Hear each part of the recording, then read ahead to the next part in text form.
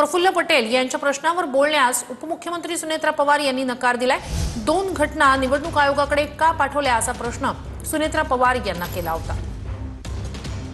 तर सध्या उपमुख्यमंत्री सुनेत्रा पवार दिल्लीत आहेत आणि याच दरम्यान पटेल यांच्याबाबत विचारलेल्या प्रश्नावर सुनेत्रा पवार यांनी बोलण्यास नकार दिल्याचं दिसतंय।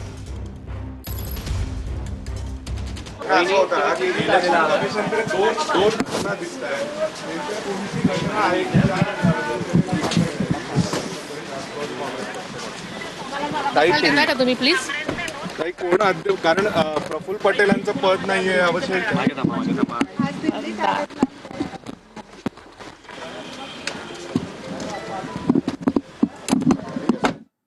थेट या सगळ्या संदर्भात अधिक जाणून घेऊया आपले प्रतिनिधी प्रमोद जगताप यांच्याकडून।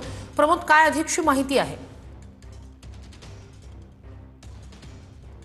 श्रुती, खरं तर राज्याच्या उपमुख्यमंत्री सुनेत्रा पवार आज राजधानी नवी दिल्लीमध्ये आलेल्या आहेत आणि त्यांच्याशी जेव्हा माध्यमांच्या प्रतिनिधींनी संवाद साधण्याचा प्रयत्न केला, त्यांना काही प्रश्न विचारले, तेव्हा मात्र त्या सगळ्यावरती सुनेत्रा पवार यांनी बोलण्यास स्पष्टपणे नकार दिल्याचं आपल्याला बघायला मिळालेलं आहे। ज्या पद्धतीनं श्रुती कालपासून चर्चा सुरू आहेत, म्हणजे प्रफुल्ल पटेल आणि सुनील तटकरे यांची पदं जी आहेत केंद्रीय निवडणूक आयोगाकडे जे पत्र किंवा जी घटना दिलेली आहे पक्षाकडनं, त्यामध्ये त्या दोघांची पदं नाही आहेत। त्या अनुषंगाने जेव्हा आम्ही सुनेत्रा पवार यांना प्रश्न विचारला, त्यावर मात्र सुनेत्रा पवार यांनी कुठल्याही पद्धतीची भूमिका मांडलेली नाहीये। त्यामुळे चर्चा ज्या आहेत त्या वेगवेगळ्या सुरू झाल्याचं बघायला मिळते। कालच ज्या पद्धतीने आपण बातमी दाखवलेली होती की अजित पवार यांनी ज्यावेळी घटना केंद्रीय निवडणूक आयोगाकडे सादर केलेली होती, त्यावेळी मात्र सगळ्यांच्या पदाचा उल्लेख त्यामध्ये होता। मात्र सुनेत्रा पवार यांनी जी घटना सादर केलेली आहे त्यामध्ये प्रफुल्ल पटेल असतील, त्यानंतर सुनील तटकरे असतील किंवा इतर जे पदाधिकारी आहेत त्यांच्या कुठल्याही पदाचा उल्लेख नाहीये। या अनुषंगाने चर्चा सुरू आहेत आणि तोच प्रश्न आम्ही सुनेत्रा पवार यांना विचारण्याचा प्रयत्न केला, मात्र त्यांच्याकडे त्यावर कुठलंही स्पष्टीकरण दिलं गेलेलं नाहीये। बघावं लागणार आहे सुनेत्रा पवार माध्यमांशी संवाद।